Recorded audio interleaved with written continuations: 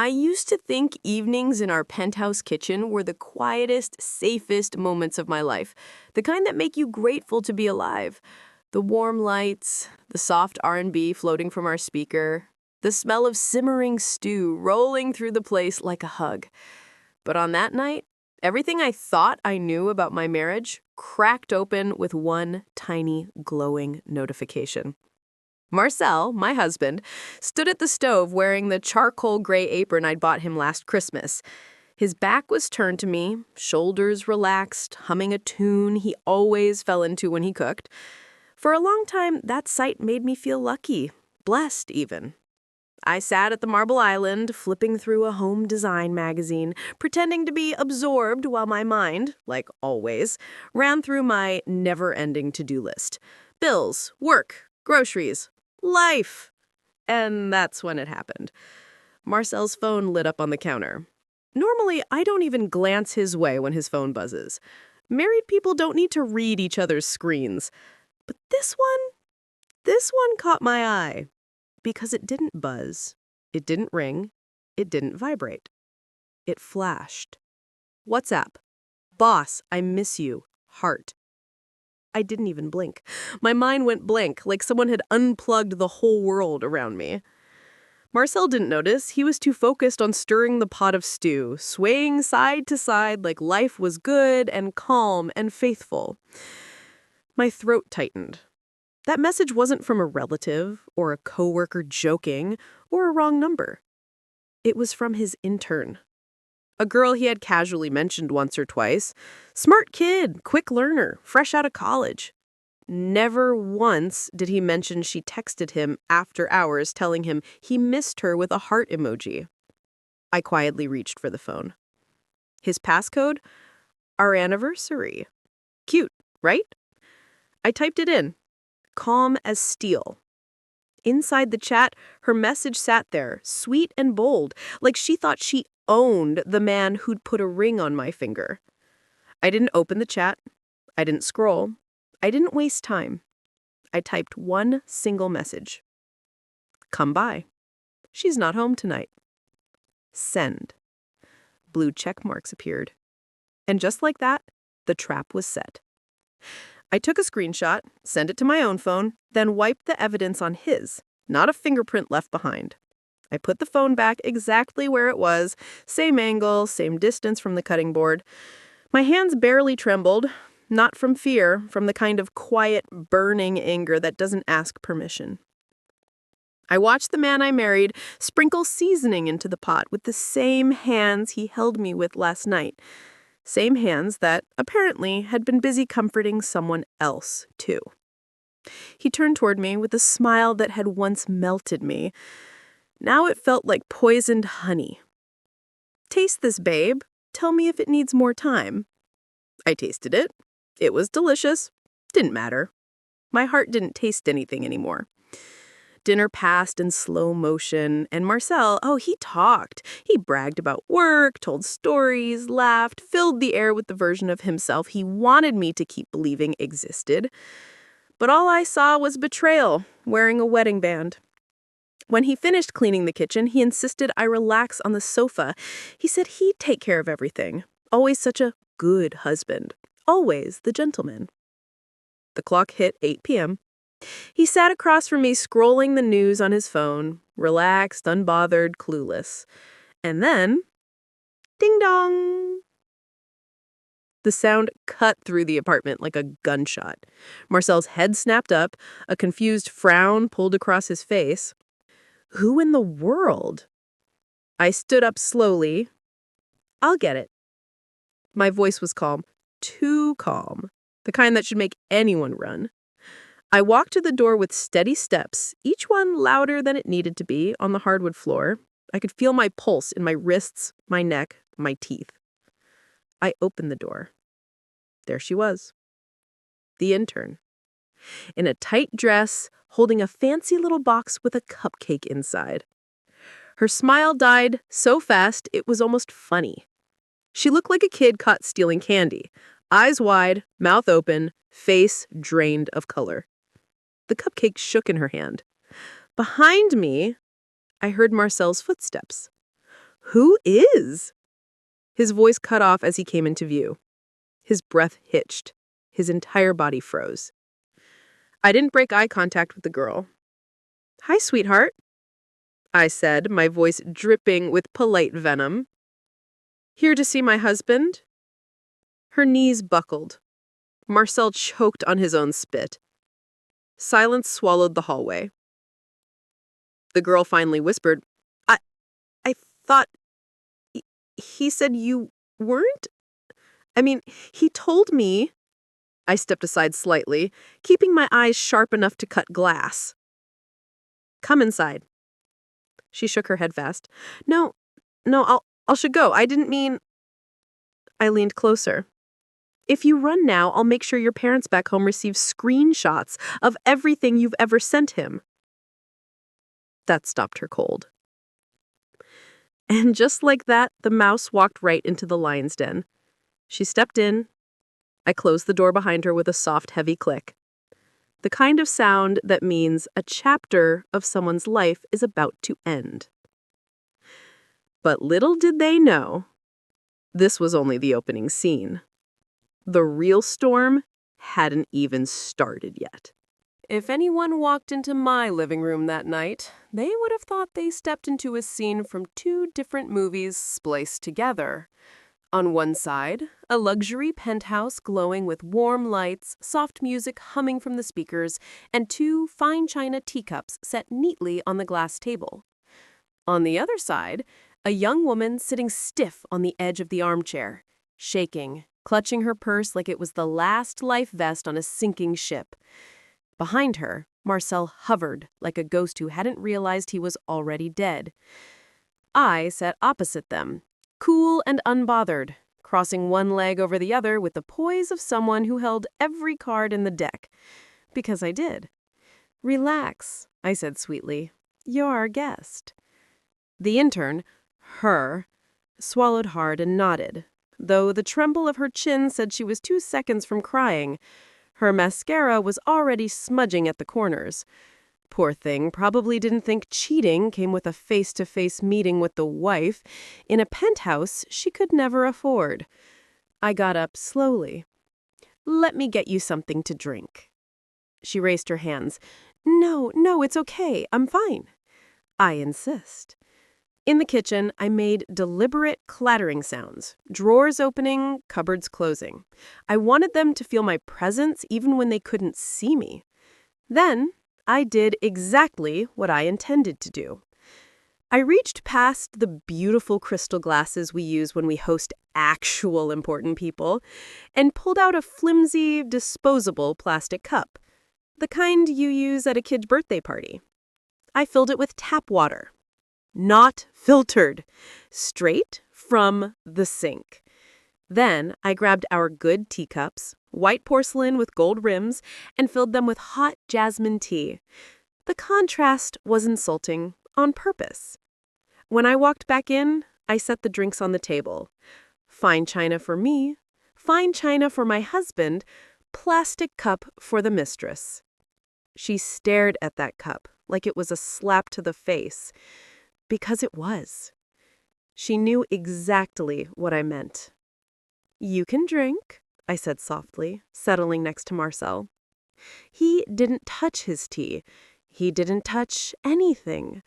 His eyes were locked on the table, as if hoping the wood grains would swallow him whole. I smiled, placing my hand on his arm. He stiffened instantly. "Sweetheart," I said to him, leaning slightly, "tell our guest about the house we're planning to buy." Her head shot up. He froze. I continued like nothing was wrong. "You remember, right? On the lake, the one with the wraparound deck?" My voice was bright, airy, like a wife gushing about dreams for her family's future. He swallowed hard. Yes, I remember." I tucked my arm under his and rested my head lightly against his shoulder. He looked like he was fighting the urge to jump up and sprint straight out the window. The mistress watched us like someone watching a movie scene in the wrong genre. Horror disguised as romance. "Oh," I added suddenly, turning to her. And my parents want to help with renovations. They said they're ready to help once we start trying for a baby next year. Her lips parted, but no sound came out. Nothing crushes a side chick faster than hearing the wife's baby plans.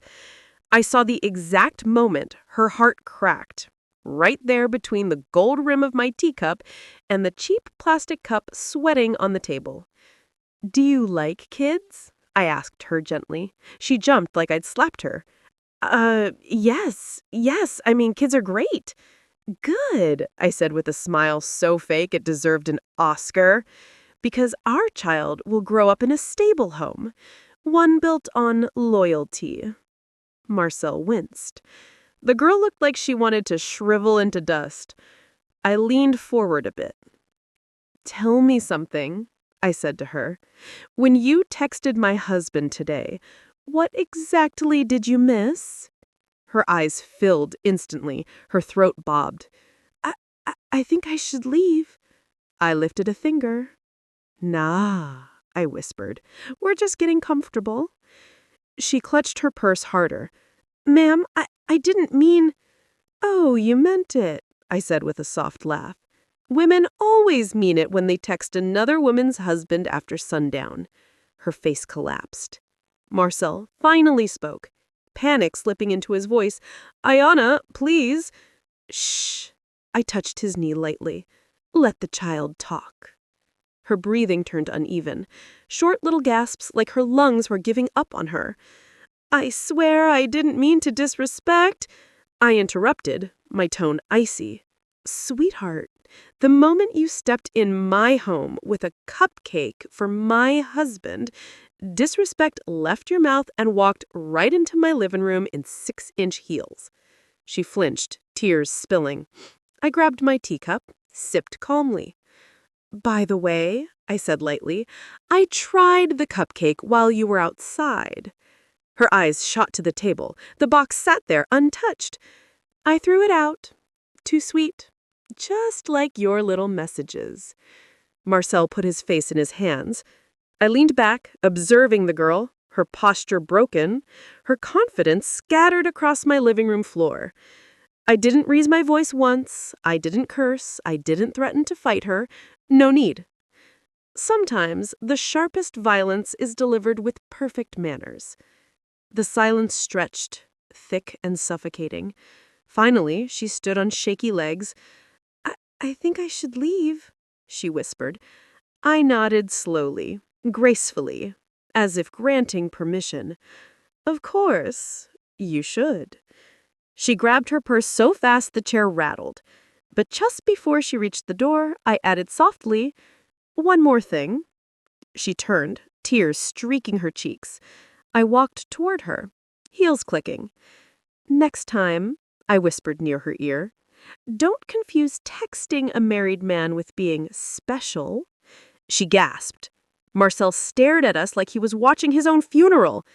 "And honey," I said louder, stepping back, eyes locked on her, "if you ever show up here again—" I paused, letting my smile grow sharp.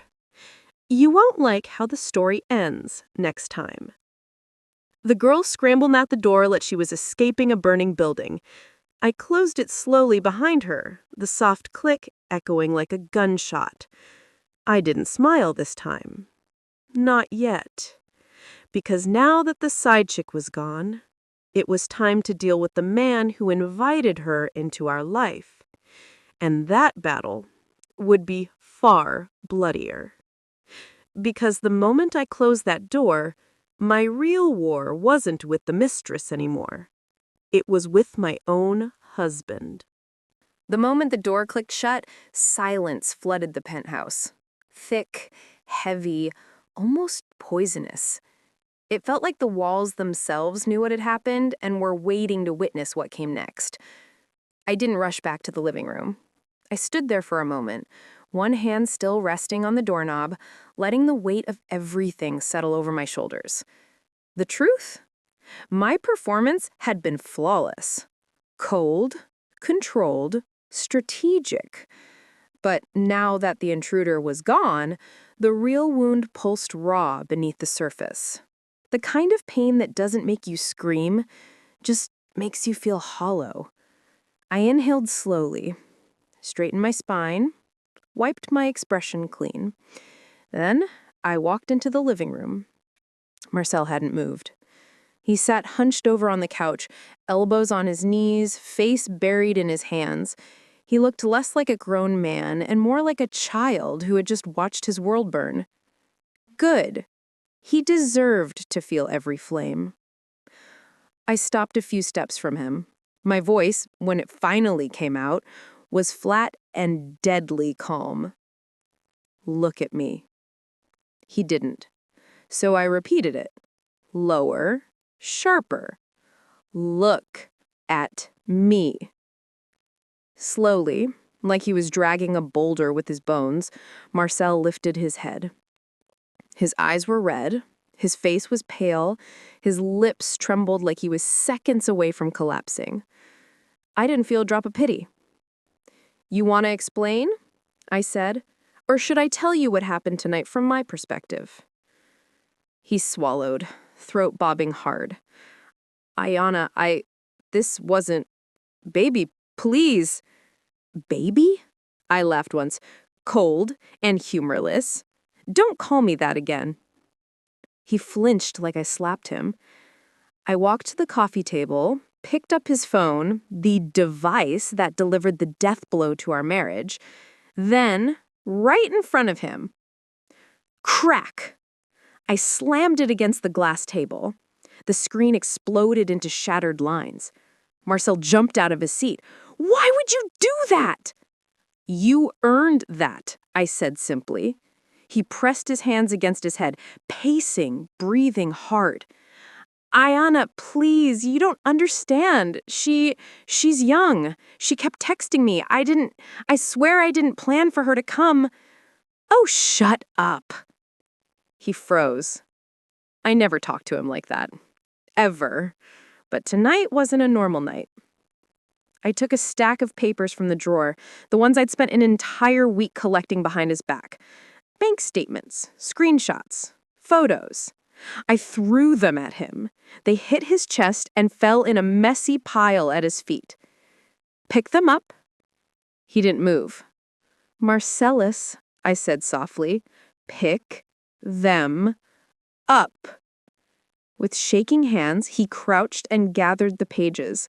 He scanned the first one, a bank statement with multiple transfers circled in red. Small amounts, then larger ones, and finally, $1,500. Memo. Happy birthday. His face collapsed. I stepped closer, arms crossed. Interesting, I said. My birthday gift last year was a bouquet from Kroger and a card you signed in the car. But your intern gets $1,500? Ayana, please. I slid another paper across the coffee table. A screenshot. One of their messages. Late night miss you texts, inside jokes, flirty comments disguised as professional mentoring. He closed his eyes like he wished the ground would swallow him. I wasn't nearly done. I dropped the movie ticket stub on top of the papers. You said you had a client dinner that night. He whispered, I'm sorry. You've lied to my face, I said quietly, so many times I can't even count. He sat heavily on the couch, covering his mouth with his hand. Please, he whispered. Ayana, I messed up. I know I did. I swear it never went as far as it looked. I wasn't thinking straight. It wasn't about love. She was just what? His tearful silence told me I was right. I turned around and walked into the kitchen. He didn't dare follow. The pot of stew, the meal he had lovingly cooked, still sat there, warm and rich, filling the space with a smell that once meant comfort. Tonight, it just made me nauseous. Without hesitation, I grabbed the entire pot and dumped it into the trash. The stew hit the bottom of the bin with a wet thud. When I turned around, Marcel was staring at me like I had thrown away a human life. That, I said, pointing at the trash can, is exactly what you turned us into. He staggered forward. Ayana, please, baby, I'll quit my job. I'll cut her off.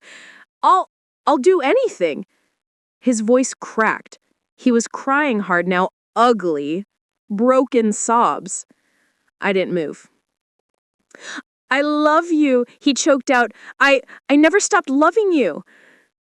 I stared at him while he cried on the floor, gripping my ankle like I was the last thing keeping him alive. Funny how men can cry oceans once they lose what they took for granted. Get off me, I said quietly. He didn't. So I shook my leg loose and stepped back. He stayed on the floor, shaking. I walked to the bedroom. Inside the closet was the suitcase I had already packed hours before.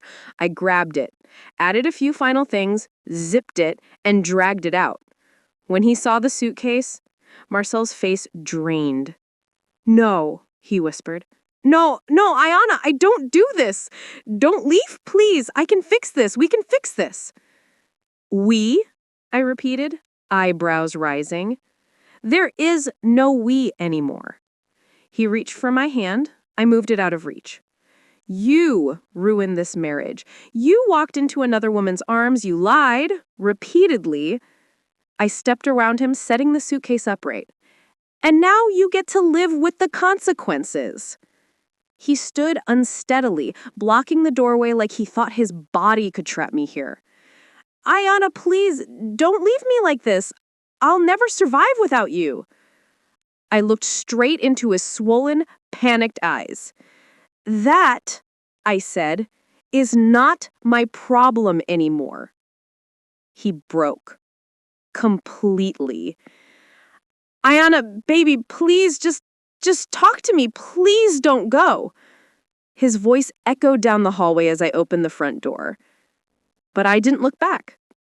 I refused to give him that final comfort. The hallway felt colder than the apartment. Or maybe I was the one turning cold. My Uber was already waiting downstairs.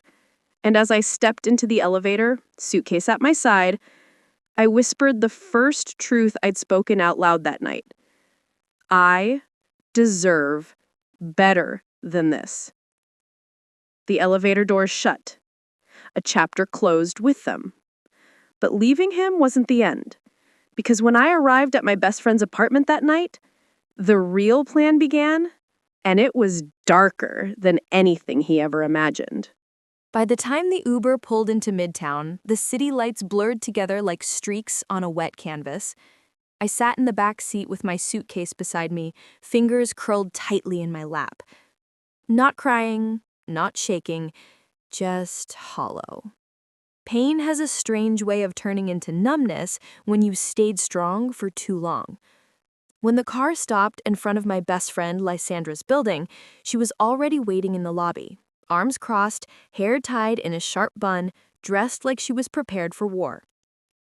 The moment our eyes met, her expression softened. "Oh, girl," she whispered. I didn't realize my chest had tightened until the warmth of her hug almost made me crumble. Almost. "Come upstairs," she said quietly. "You're safe here." Her apartment smelled like lemongrass and lavender, a scent that instantly eased a fraction of my tightness. She took my suitcase, set it by the couch, and poured me a mug of warm ginger tea. "Talk," she said simply. So I did. I told her everything. From the moment Marcel's phone flashed with that message, to me replying in his place, to the intern walking into my home, to me dumping the stew in the trash and walking out. Lysandra listened without interrupting, her lawyer brain already clicking into place. When I finished, she exhaled sharply. "He really thought you'd never find out," she said, shaking her head. "Men get sloppy when their ego grows bigger than their integrity." I let out a breath I'd been holding for what felt like hours.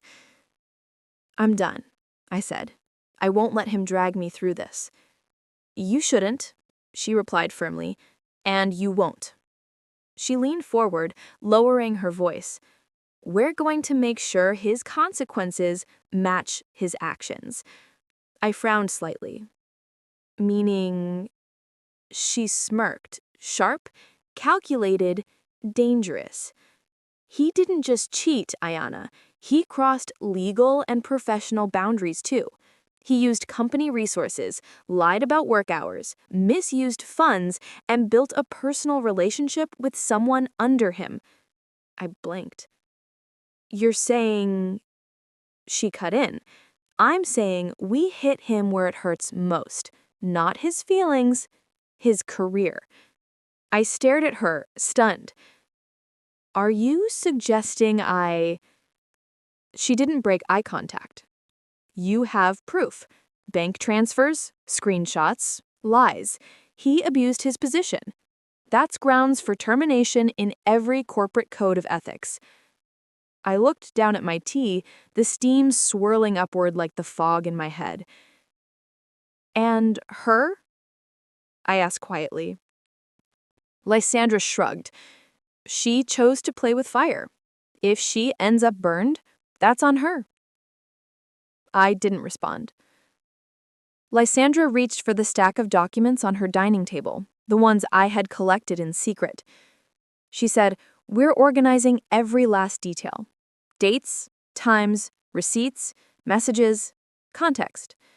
Her meticulousness was terrifying in the best way.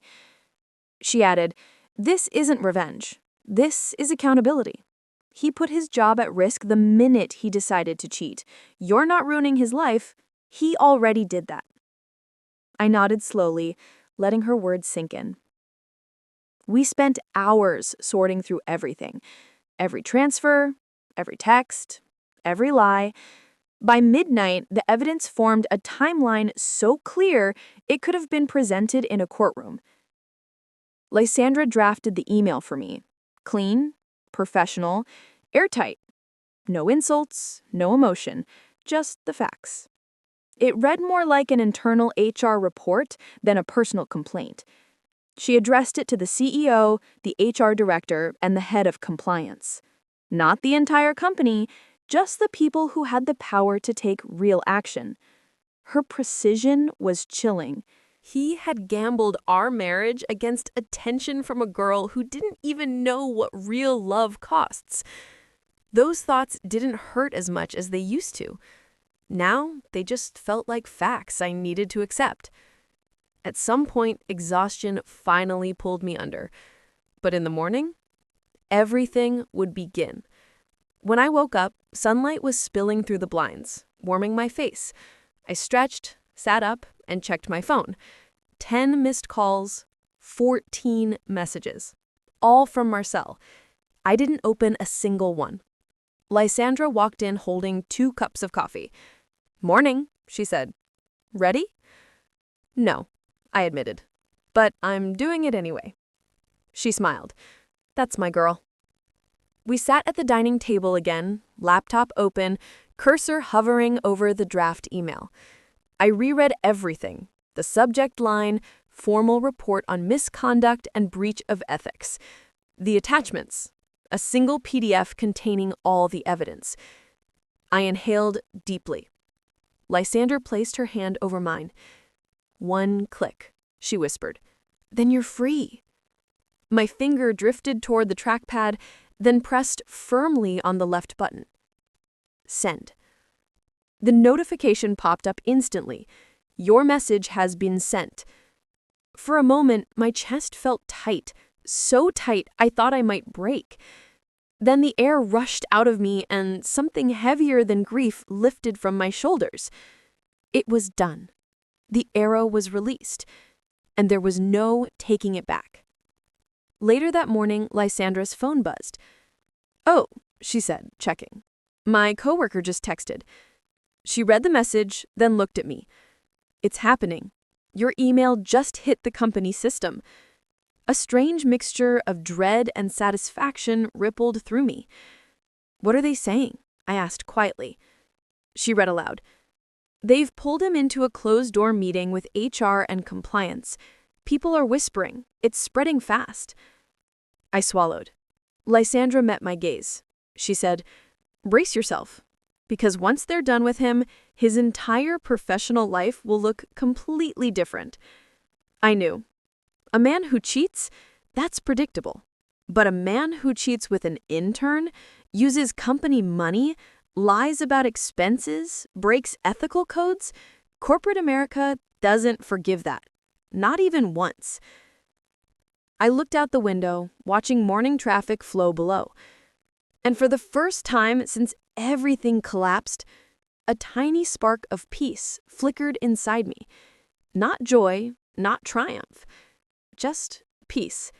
Because the truth was finally catching up to the man who broke my world. And karma was knocking on his office door right now.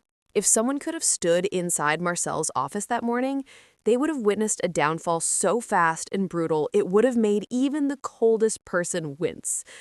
But me? I didn't wince. Not once. Because consequences don't feel cruel when they're earned. It was almost noon when Lysandra's phone buzzed again. She glanced at the screen, brows lifting slightly. "It's my colleague again," she said. "Updates." I sipped my coffee, heartbeat steady. "Go ahead." She read the message aloud.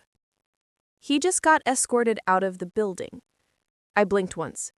"Already?" Her lips curved. "Told you.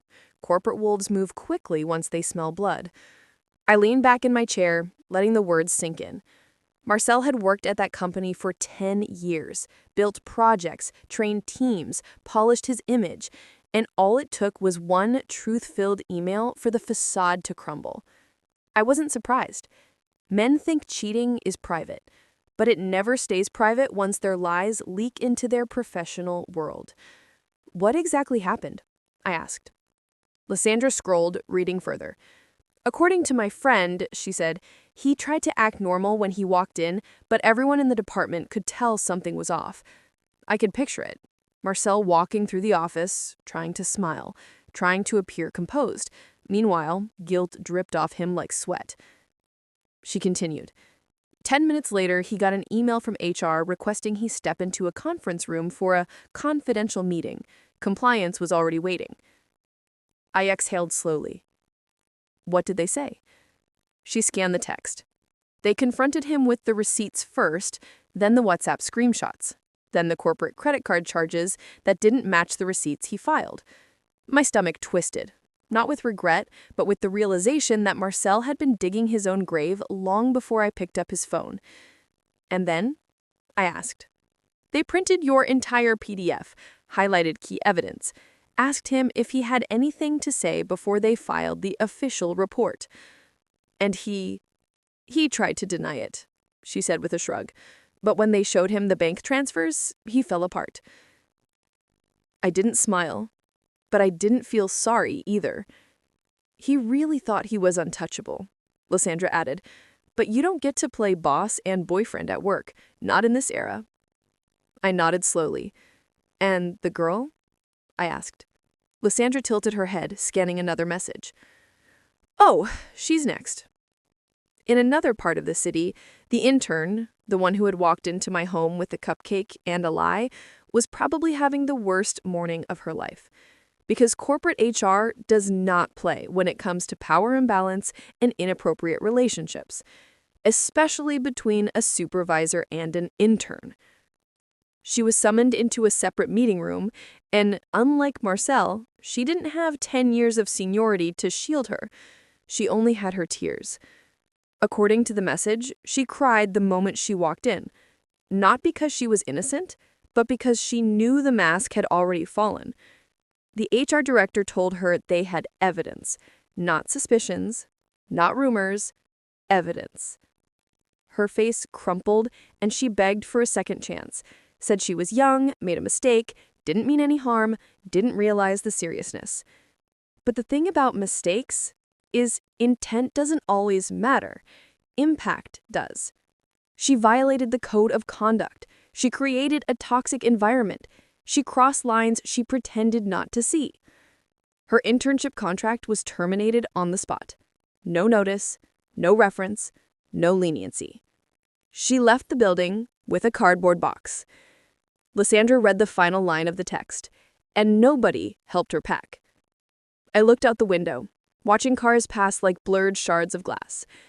So her chapter is closed, I murmured. Lysandra snorted. Oh, her professional chapter is closed, her reputation chapter is mangled, and her personal chapter, let's just say it's being edited by karma.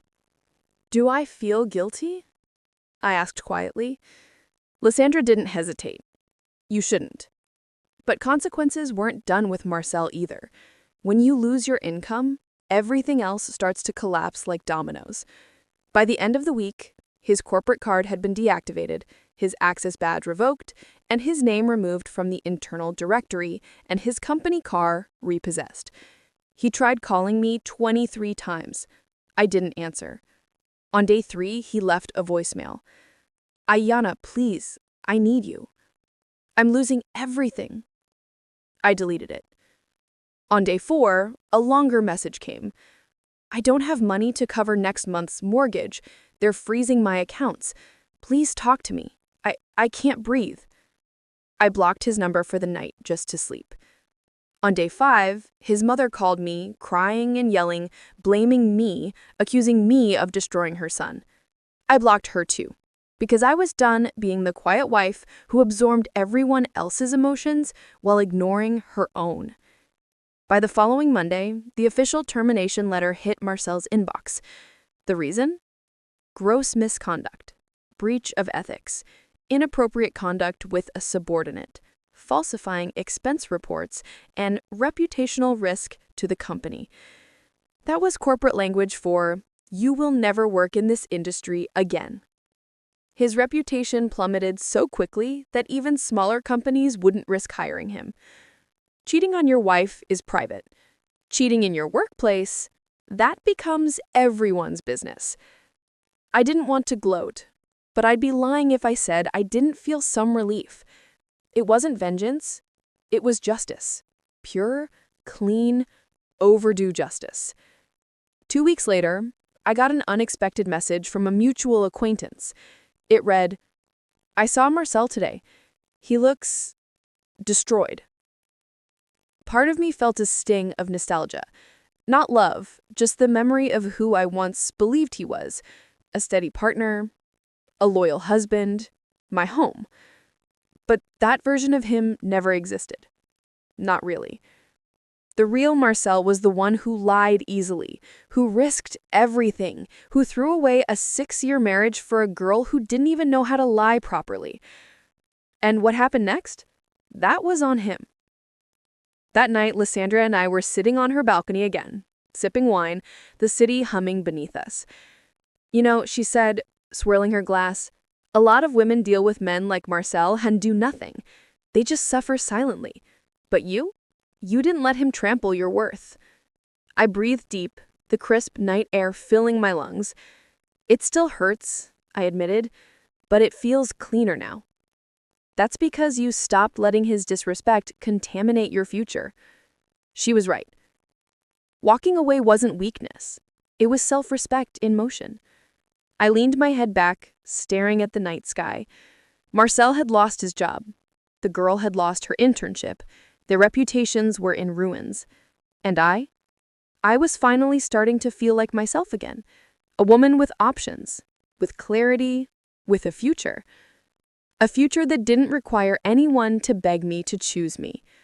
But what I didn't expect was what happened next, something no amount of planning could have prepared me for. Because sometimes life waits until you feel free to drop one more twist on your path. Just when I thought the storm had passed, Marcel showed up again. And this time, he wasn't just begging. He was desperate.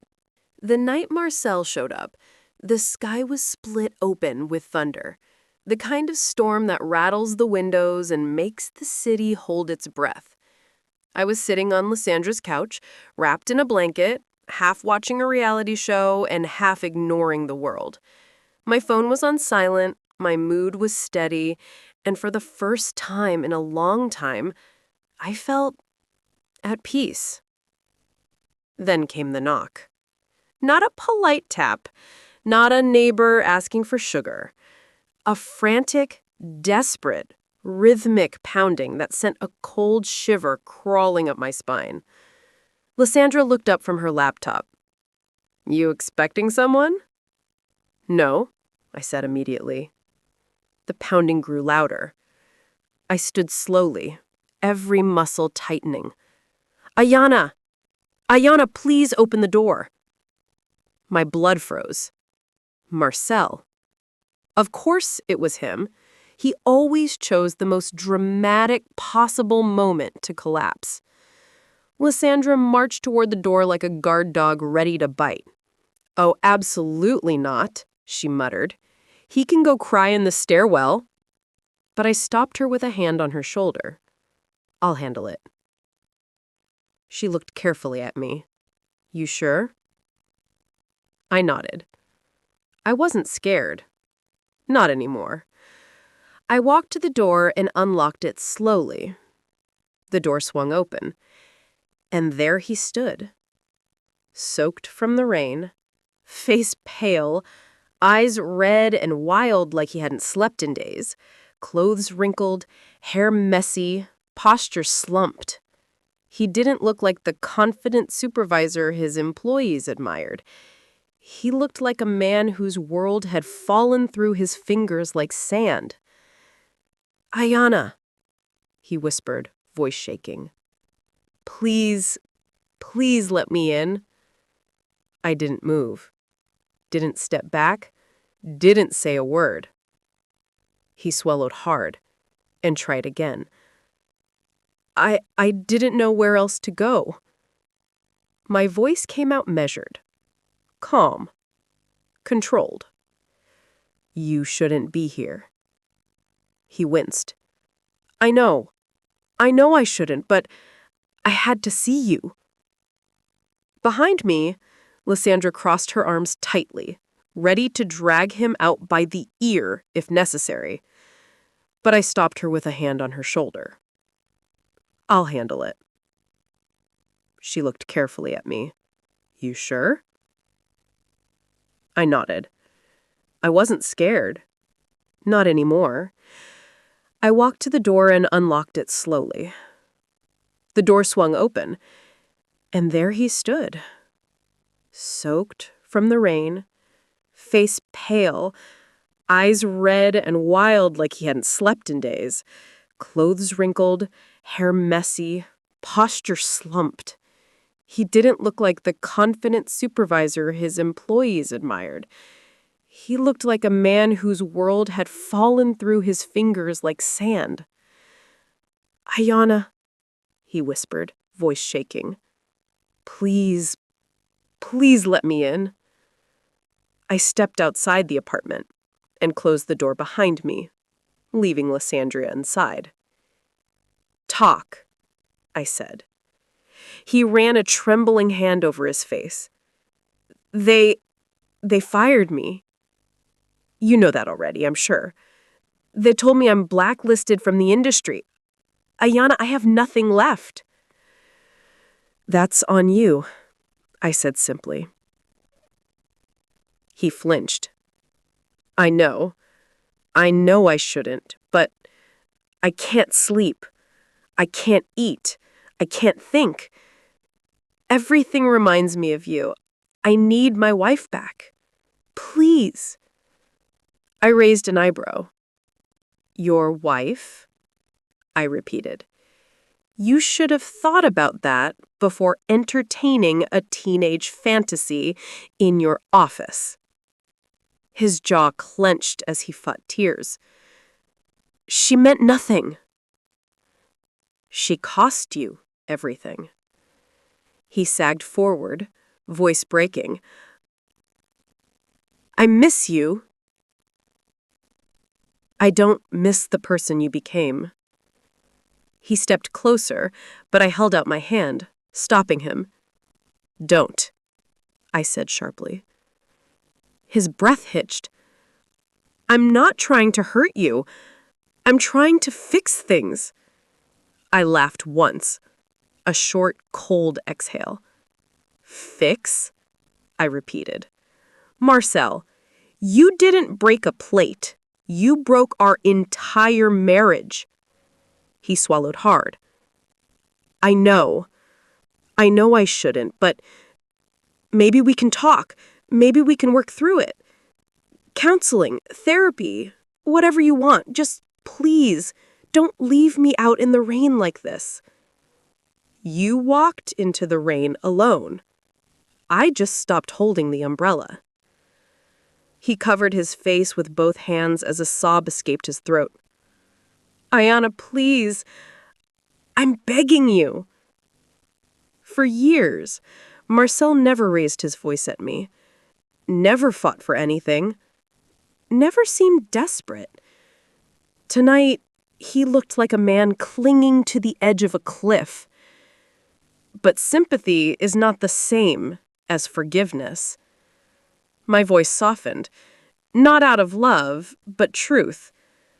You're sorry now because you got caught, not because you respected me. He shook his head violently. No, that's not true. I love you. I love you more than anything. I made a mistake. You made a choice, I corrected. Over and over again. Rainwater dripped down his face. He looked smaller somehow. Fragile. Just tell me what to do, he whispered. Tell me how to get you back. I stared at him. The same man who once held my entire heart, and all I felt was distance. A time machine. That's the only thing that could fix this. His shoulders slumped, hope draining from his eyes. Ayanna, don't say that. Please don't say it's over. It is over. Those 3 words seemed to break something inside him. He staggered backward as if I'd pushed him. His breath came out in short, sharp bursts. For a second, I thought he might collapse. I didn't move to help him. Not because I wanted him to suffer, but because I was done being the one who held him together while he tore me apart. After a long moment, he studied himself. Then his expression changed. Subtle at first, then sharper, darker. Is there someone else? He asked. I blinked. What? His voice rose a little, cracking through the hallway. You moved on already, didn't you? That's why you won't talk to me. That's why you left. I stared at him in disbelief. You cheated! And you think I left because I found someone else? He clenched his jaw. Has someone been staying here? Has someone touched you? I narrowed my eyes. Marcel, don't start something you can't finish. He looked unhinged, heartbreak turning into paranoia before my eyes. I can't lose you. I can't lose my wife. You already did. He exhaled shakily, then nodded, defeated. Okay, I get it. He stepped back, staring at the floor. Just answer one thing, he said quietly. If I hadn't gotten caught, would you have ever known? That question stung, because it was honest. But instead of avoiding it, I met his gaze dead on. Yes, I said. I would have found out eventually, Because lies always unravel, Marcel. You just didn't expect yours to snap this fast. He closed his eyes, rain mixing with his tears. I'm sorry. The message arrived at 6:14 a.m. I was still half asleep, curled up on the guest bed with the blankets pulled to my chin. My phone buzzed once, then again. I ignored it at first, thinking it was some random notification. But when the buzzing wouldn't stop, I finally reached for the phone. One glance at the screen snapped the last traces of sleep out of me. Unknown number. It's about Marcel. You need to call me. Please, it's urgent. I bolted upright. Another message came through immediately. Please, I wouldn't contact you unless it was serious. Then a third. He's not okay. My heart squeezed tightly. For a moment, my mind spun through every worst-case scenario. Accident, injury, something reckless. I forced myself to breathe slowly, think rationally, stay composed. After a few seconds, I typed, "Who is this?" The reply came instantly. "It's his cousin, Damien. He gave me your number when things got bad. Please call." My stomach dropped. Damien was the one relative Marcel actually respected, the cousin who had once lived with us briefly during a tough period. A calm, logical man, the last person who would ever exaggerate or create drama. Which meant if he was reaching out, something was seriously wrong. I got out of bed, pulled on a hoodie, and stepped into the living room where Lysandra was sipping her morning tea with her hair in a messy bun. She took one look at my face and straightened. What happened? I handed her the phone silently. She read the messages, eyebrows knitting with concern. You calling him back? She asked. Yeah. Okay, I'm right here. I dialed the number. It rang once, twice, then, Alina? Damien's voice was tight, strained, so unlike the calm man I'd known. Yes. What's going on? He exhaled shakily. It's Marcel. He's not good. My pulse quickened. In what way? I asked carefully. Is he hurt? There was a long pause.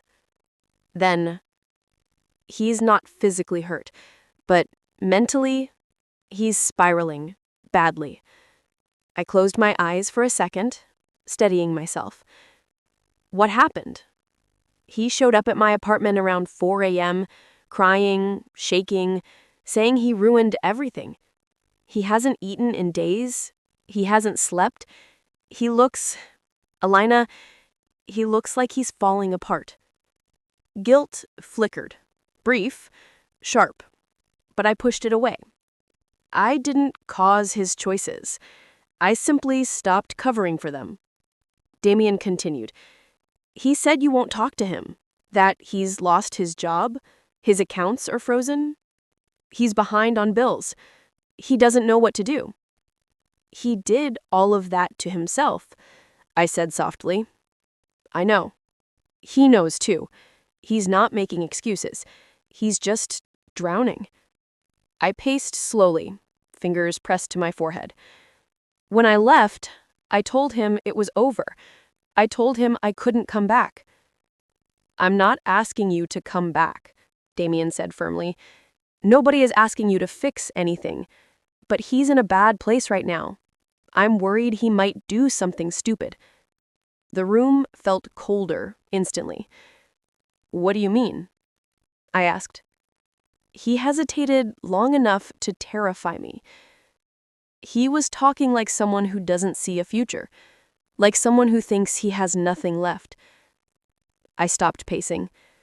A knot formed in my chest. Not the old, broken heart kind, but a human, instinctive, compassionate pull. Cheater or not, Marcel was someone I had loved deeply. My husband, my partner, my once safe place. And despite everything he had done, I didn't want him disappearing into darkness. I inhaled slowly. Where is he now? In the guest room, knocked out, exhausted. But he made me swear to call you. He kept saying he deserved to hear your voice one last time. My throat tightened. One last time? I swallowed hard. Damien, what do you want from me? He answered calmly. I need you to come talk to him, not to reconcile, not to fix things, just to make sure he doesn't do something he can't undo. I closed my eyes. I could feel Lysandra watching me quietly, not saying a word, but already knowing what I was wrestling with. Compassion is a dangerous thing, especially aimed at someone who hurt you. After several seconds, I whispered, "Send me the address." Damien did. Lysandra set her tea down. "You're going to see him," she said. Not a question, a statement. "Yes," I whispered. She nodded slowly. "Then, I'm going with you." The drive to Damien's place was quiet. Rain still clung to the sidewalks from the storm the night before, making the world look gray and washed out.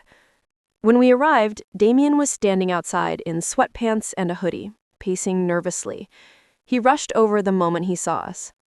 "Thank you for coming," he said, voice rough, with exhaustion. "Where is he now?" I asked. "Inside. Calm for the moment. I haven't told him you're here." I nodded and took a steadying breath. Lysandra stepped close and whispered, "You are here to make sure he's stable. Nothing more. Don't let him pull you back into his chaos." Her words anchored me. "Let's go." Damien led us inside. The apartment was dark, dimly lit by a single lamp. And there, sitting on the edge of the guest bed, was Marcel. His back was hunched, his head was bowed, his hands trembled against his thighs. He looked not like my husband, not like the man who betrayed me, but like a stranger wearing his face. "Alina?" he whispered without looking up, as if he could sense me in the room. I stepped forward slowly.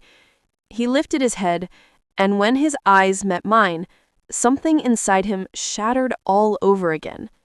He stood abruptly, but I raised a hand. "Don't," I said softly. "Just stay where you are." He froze. Tears spilled immediately. "I thought you'd never come," he whispered. "I came because you're not okay, not because we're getting back together." He nodded, swallowing painfully. I know. I needed to see you, to tell you something." My pulse quickened. "What is it?" He wiped his face with a shaking hand. I'm not asking for forgiveness. I'm not asking for a second chance. I know I destroyed everything." I stayed silent. He took a deep breath. "I just need you to know the truth about why it happened." My brows furrowed. "What truth?" He looked at the floor, voice cracking. "It wasn't about love, and it wasn't an accident." He raised his eyes, and they were full of a secret he'd been holding for months. My stomach tightened. "What truth?" He wiped his face again, trembling. "It wasn't just cheating. It was blackmail." My breath caught. "What?" He nodded slowly, tears streaming down his face. "She didn't just flirt with me. She threatened me." My mind spun. "She what?"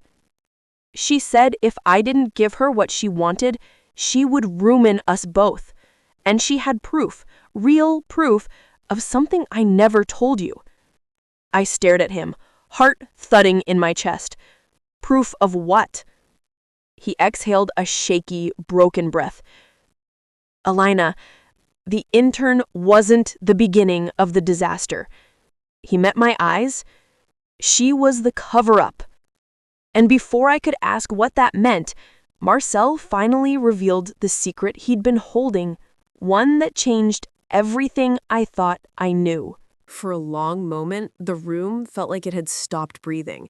Even Lysandra, who never let anything shake her, went still. Blackmail? That word ripped through the air like a blade. I stared at Marcel, my heartbeat pounding loud enough to drown out every other sound. "Explain," I said quietly. He swallowed hard, fingers digging into his knees. "It started months ago," he whispered. "Before the messages, before the cupcake, before everything you saw." I didn't blink. "Start from the beginning." His chest rose and fell fast, like someone running out of air underwater. "There was an incident at work," he said finally. "A mistake. A big one." I kept my voice steady. "What kind of mistake?" He looked at me then, eyes red, terrified, ashamed. "One that could have cost the company millions," he said. "One that could have cost me my job immediately." Behind me, Lysandra narrowed her eyes. "What did you do, Marcel?" she asked, her tone razor sharp. His gaze shifted between us. "It wasn't intentional," he said. "I swear to God, it was a calculation error on one of the project budgets. I used an old spreadsheet template and threw off the numbers. I didn't catch it until after it was submitted." "And?" I pressed. "And when the review team found the discrepancy, they thought it was deliberate, like I was trying to manipulate resources for personal gain." Lysandra exhaled sharply. "That's not a small accusation. That's fraud."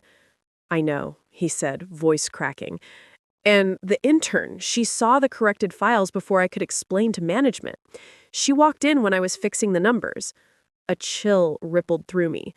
"So she knew the secret before anyone else?" "Yes. And she used it, didn't she?" He nodded miserably. "She threatened to expose the mistake, said if I didn't help her, she'd go straight to compliance with screenshots." I frowned. "Help her how?" He shut his eyes, shame washing over him. "She wanted career leverage, mentorship, attention, protection, someone to vouch for her so she could get a full-time offer after her internship." "By manipulating you?" I asked. "Yes, she said I could make me look like a hero or a fraud depending on how I responded." He shook his head. "I swear, Iona, I tried to distance myself. I ignored her messages, but she kept reminding me she had the screenshots. She kept hinting that she'd leaked them." I crossed my arms tightly. "So you gave in?" "I didn't cheat at first," he said quickly. "It wasn't like that in the beginning. I just kept it friendly so she wouldn't destroy my career." "Friendly?" I repeated sharply. "Your messages didn't look friendly." His face turned red. "It escalated," he admitted.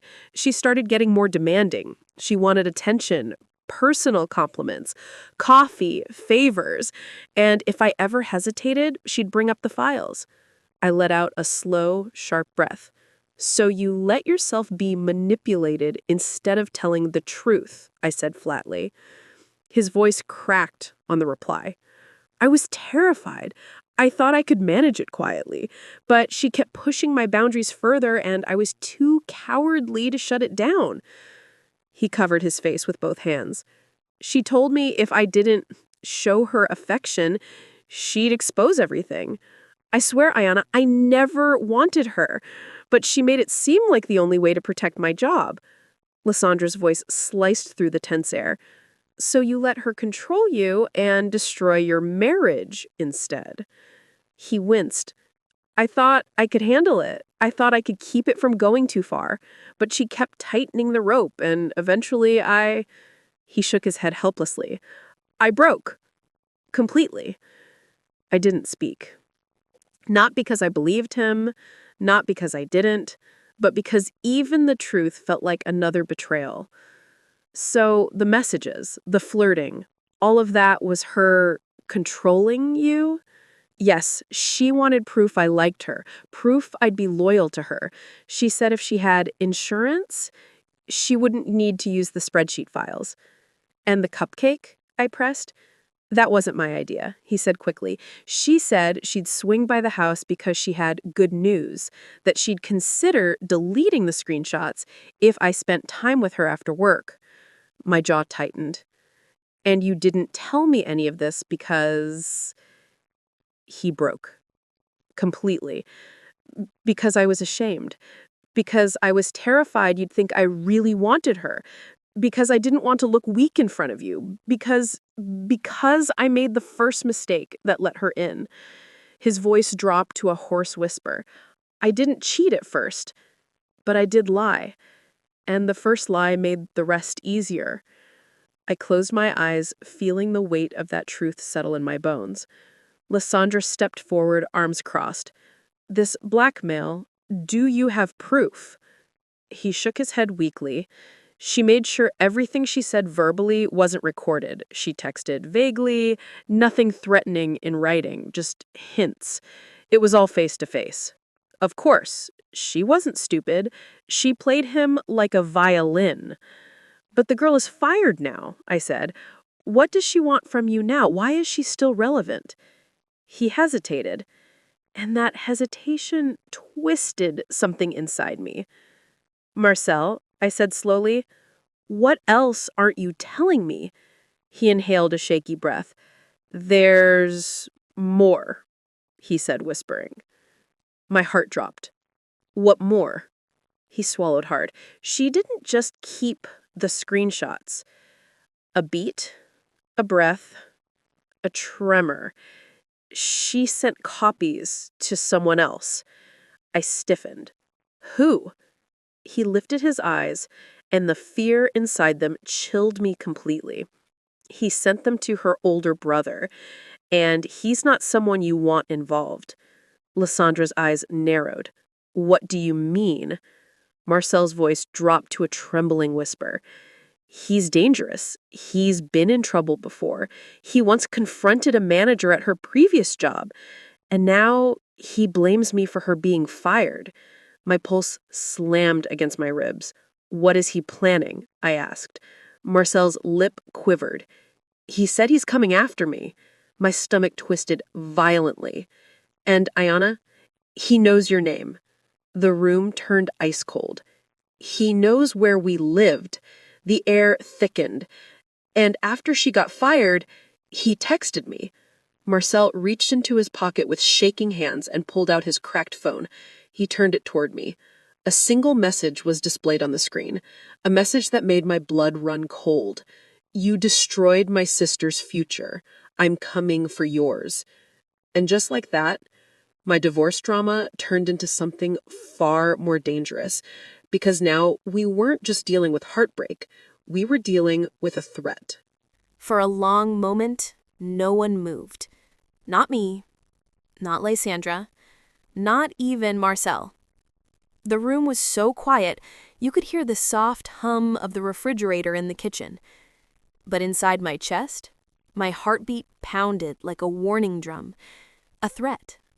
This wasn't messy feelings anymore, wasn't cheating or heartbreak or the slow collapse of trust. This was danger. And danger has a very specific way of freezing the air. I stared at the phone and Marcel's trembling hand. The message lingering on the cracked screen glared up at me like a dark omen. You destroyed my sister's future. I'm coming for yours. My stomach twisted. What does that mean? I asked quietly. Marcel swallowed hard. I don't know, but he's not stable, Iona. He's gotten violent before. Lysandra snatched the phone from him before he could pull it away. She read the message carefully, her jaw tightening. You should have come straight to the police, she said. Marcel shook his head rapidly. I was scared. I thought maybe it was just anger talking. I didn't want to make things worse. I stared at him, disbelief cutting through me. You got involved with a manipulative girl. She had a dangerous family. She threatened to expose you, and her brother is now threatening us both, and you didn't think we needed to know immediately? He winced. He had no excuse. He knew that. Lysandra lowered the phone and inhaled deeply. Okay, we need facts. Now. Marcel, does he know where you're staying? Marcel replied, Not exactly, but he knows where our house is, and he knows the streets we usually drive on, and he knows your name. He looked at me again, helpless. I think she gave him everything. A chill rolled down my spine. Everything was not a word you ever wanted attached to a person like that. How did she even have my information? I demanded. He swallowed. She stalked my social media. She found our wedding photos. She knew where we lived from the company directory. She studied our life. I stepped back like he had shoved me. She studied us? The intern wasn't just reckless. She was calculated. Obsessed. And now her brother was involved. What exactly is he capable of? Lysandra asked. Marcel hesitated. 3 years ago, he pulled a knife on her former supervisor. The guy didn't press charges because the family begged him to drop it. But he's unpredictable. He reacts fast. He doesn't think. My hands curled into fists. This is insane, I whispered. I didn't ask for any of this. Lysandra placed a hand on my shoulder. You didn't, but we're here now, and we handle it. Then she turned to Marcel sharply. We need every detail, right now. Don't sugarcoat anything.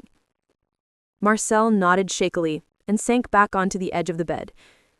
He texted me at 1 a.m., right after she told him she got fired. She blamed me, said it was because I refused to choose her after everything she did for me. I laughed, sharp, humorless. Choose her? She destroyed your marriage, your job, your reputation, and she wanted a prize for that? Marcel nodded miserably.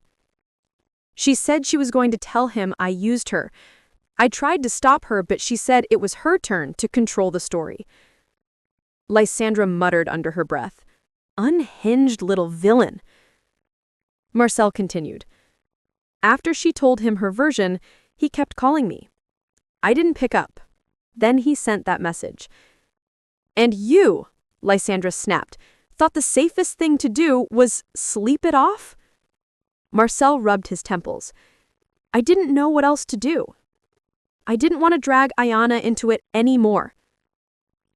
The silence that followed was heavy. He had already dragged me into hell, just not the part he imagined. I crossed my arms tightly. So what now? Are we supposed to wait around for him to show up somewhere? No, Damien said, stepping forward. We're going to the police right now. Finally, someone with sense. But Marcel shook his head quickly. We can't. If we go to the police, they're going to ask why he's threatening me, and when they find out about the spreadsheet incident, the misallocation, they'll assume it really was fraud.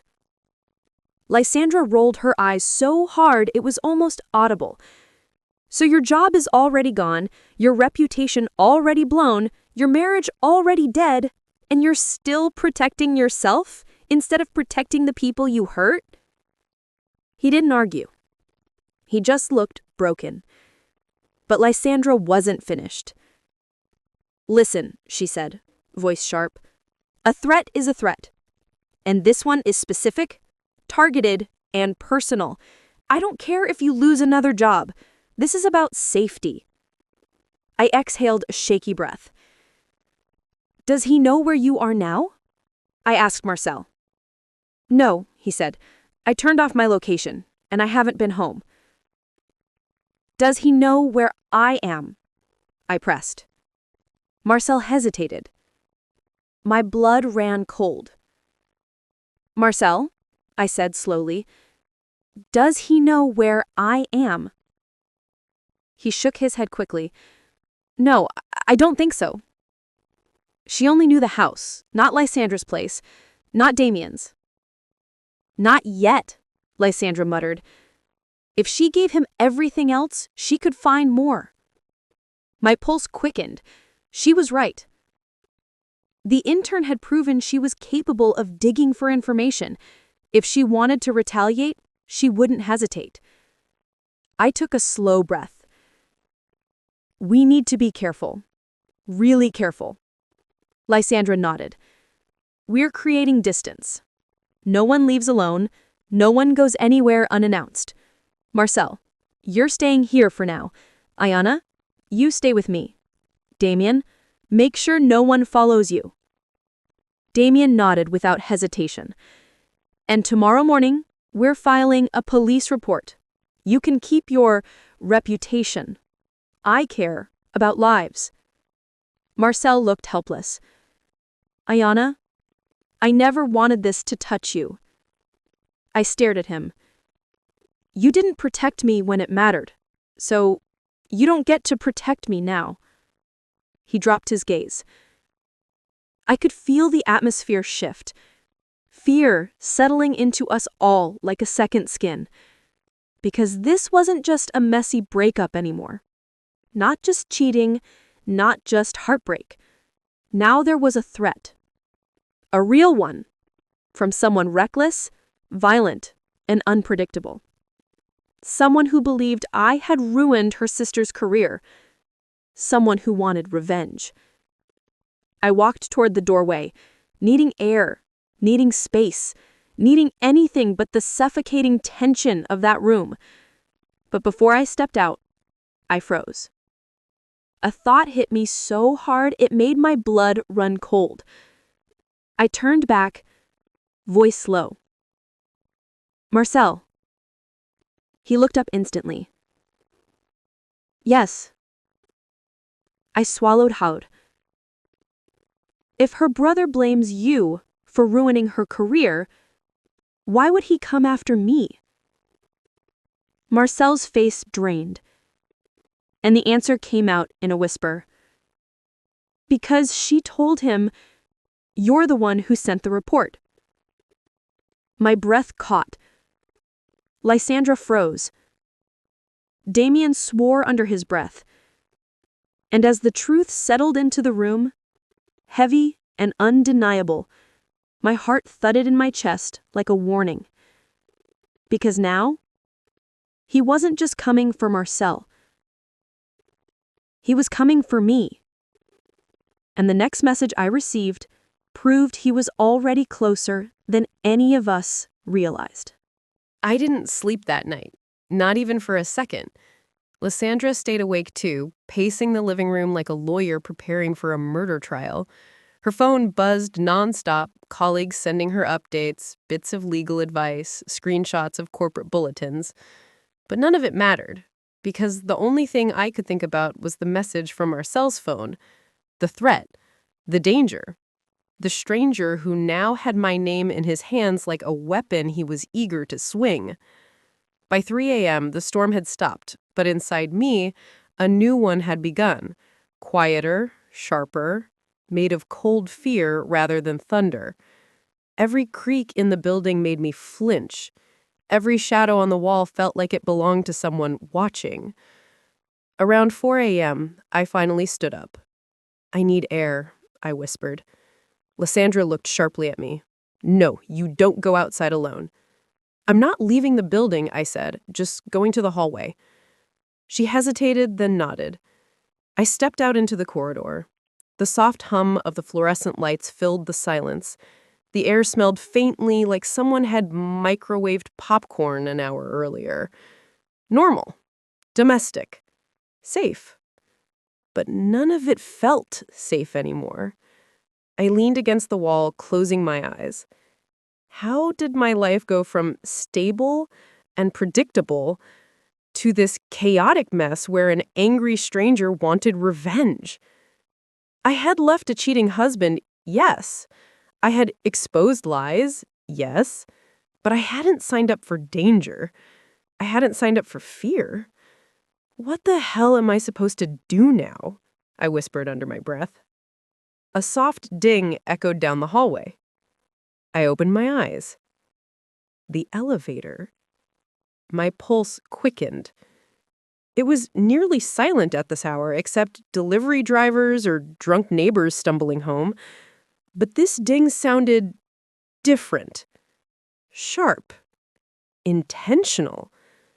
The elevator doors slid open slowly. Empty. Just an illuminated square with a faint dripping sound coming from somewhere inside.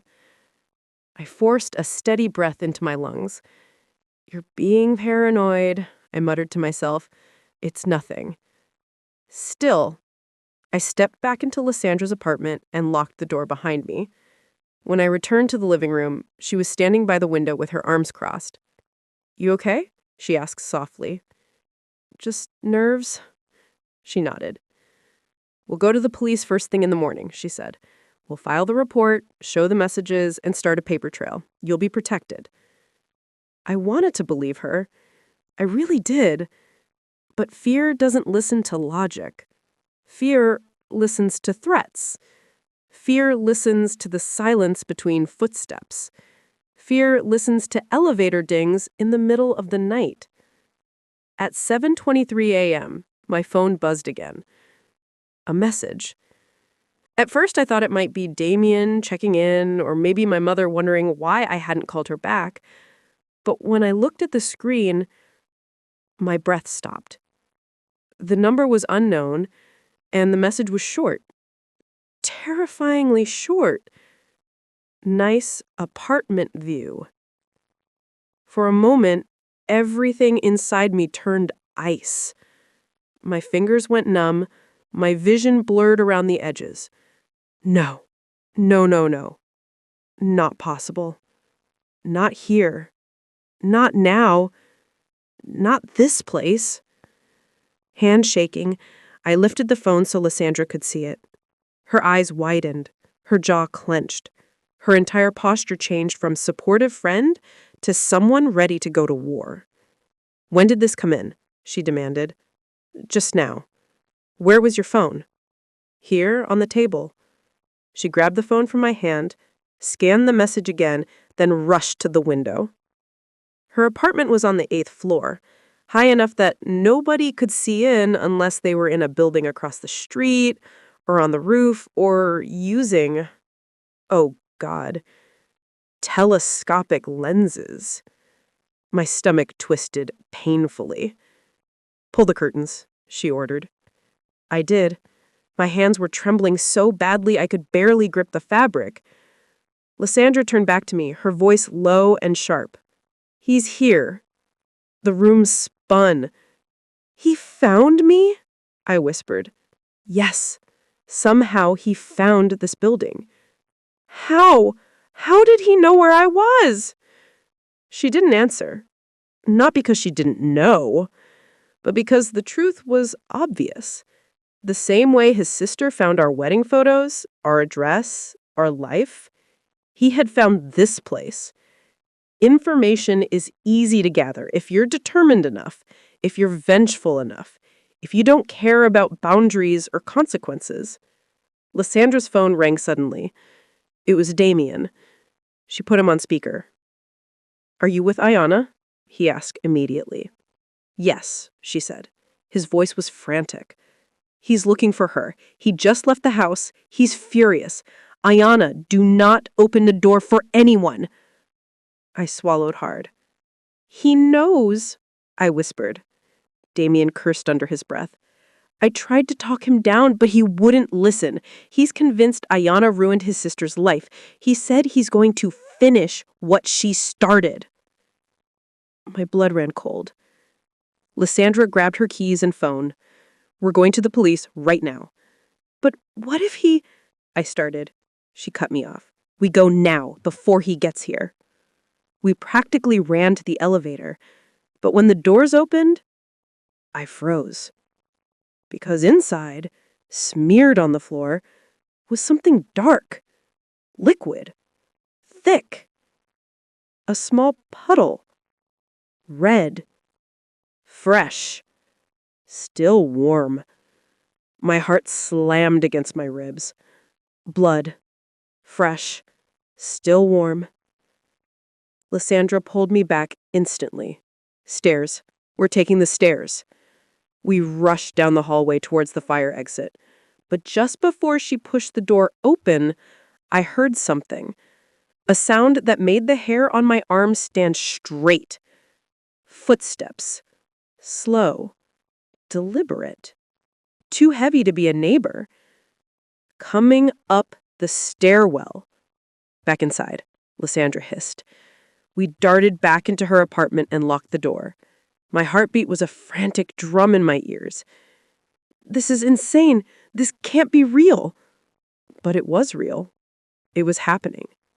Too fast, too close, too dangerous to be coincidence.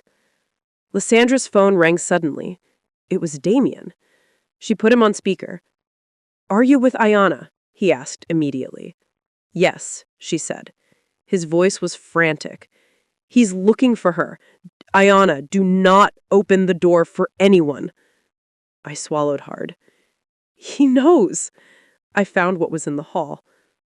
Damien cursed under his breath. I tried to talk him down, but he wouldn't listen. He's convinced Ayanna ruined his sister's life. He said he's going to finish what she started. Lysandra grabbed her keys and phone. "We're going to the police right now."